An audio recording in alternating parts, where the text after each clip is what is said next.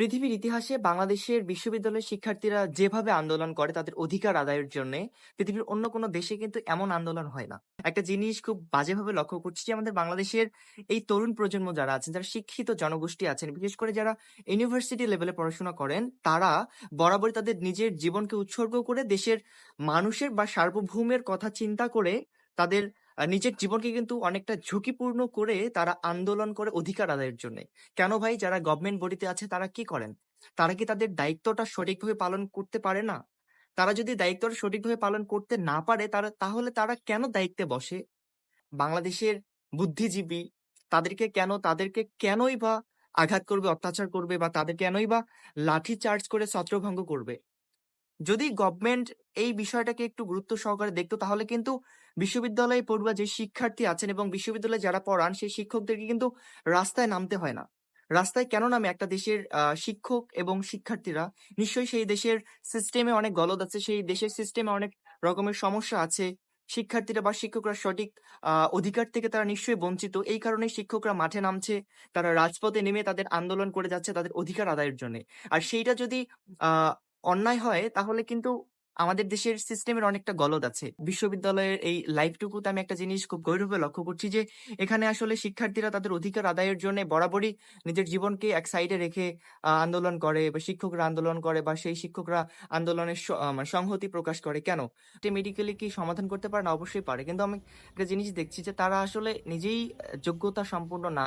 তারা এই বিষয়গুলো থেকে অনেকটাই অবগত না। অধিকার সম্পর্কে তারা সচেতন না।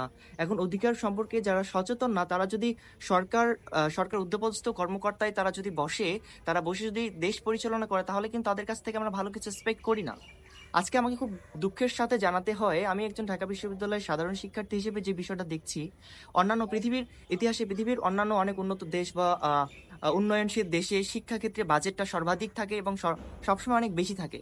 আমাদের বাংলাদেশে কেন জানি এই সিস্টেমটা একটু ভিন্ন এবং আমাদের দেশে কেন জানি শিক্ষা ক্ষেত্রে যে বাজেটটা দেয় সেই বাজেটেই আবার অনেক বিশ্ববিদ্যালয় বা অনেক শিক্ষা প্রতিষ্ঠান এই বাজেটের সুষম জায়গা থেকে অনেকটা বঞ্চিত থাকে, অনেকটা বৈষম্যের শিকার থাকে। যেমন আমি যে রংপুর শহরের একটা বিশ্ববিদ্যালয়ের কথা বলি, বেগম রোকেয়া ইউনিভার্সিটি। শিক্ষাক্ষেত্রে যে বাজেটটা থাকে সেইখানে কিন্তু খুবই কম। আমাদের রংপুর শহরের যেই বেগম রোকেয়া ইউনিভার্সিটি সেইখানে কিন্তু আহ, যতটুকু বাজেট দেওয়া দরকার ওই বিশ্ববিদ্যালয়ে যতটুকু বরাদ্দ দেওয়া দরকার ততটুকু কিন্তু দেয় না। এখানে একটা বৈষম্য।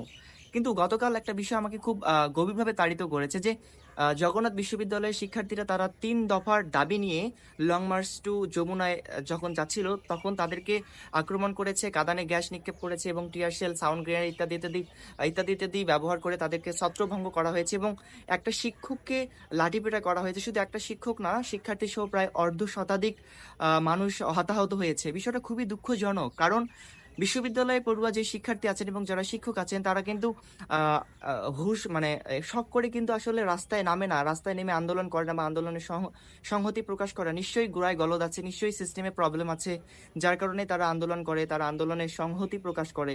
তো সেই জায়গা থেকে আসলে ন্যায্যতা বা সাম্যতার দাবি নিয়ে যখন মানুষ রাস্তায় নামে আন্দোলন করে, তাদের এই আন্দোলনে যাতে লাঠিচার্জ বা অবৈধভাবে তাদেরকে যাতে বাধা দেওয়া না হয় এই বিষয়টা একটু লক্ষ্য রাখা খুবই জরুরি। কারণ বিশ্ববিদ্যালয় পড়ুয়া শিক্ষার্থী এবং শিক্ষক তারা আসলে এমনিতেই মাঠে নামে না, এমনিতেই তারা আসলে আন্দোলন করে না।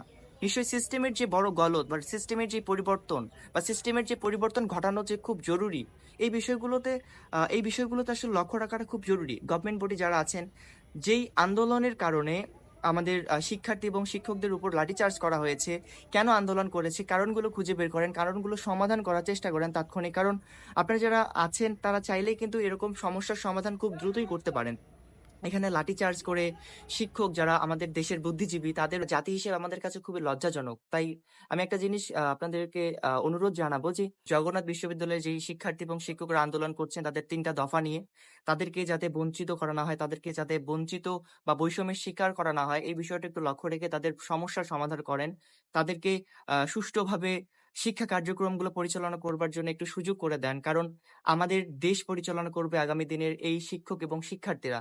তো তাদের সাথে সংহতি প্রকাশ করে আমি আজকে আমার এই ভিডিওটা করছি জগন্নাথ বিশ্ববিদ্যালয়ের শিক্ষার্থীদের উদ্দেশ্যে এবং শিক্ষকদের উদ্দেশ্যে, যাদেরকে টিয়ারশেল বা ছত্রভঙ্গ করা হয়েছে, তাদেরকে দমানো হয়েছে তাদের যৌক্তিক আন্দোলনে। আন্দোলনের কারণে আমি এই আন্দোলনের সংহতি প্রকাশ করে আমি আমার বার্তা এতটুকু পৌঁছাবার চেষ্টা করছি যে, যারা গভর্নমেন্ট বডি আছেন আপনাদের অতি দ্রুত সম্ভব মানে আপনাদের যত দ্রুত সম্ভব তত দ্রুত আমাদের ভাইদের বা আমাদের শিক্ষকদের ৩ দফা দাবিটা পূরণ করেন।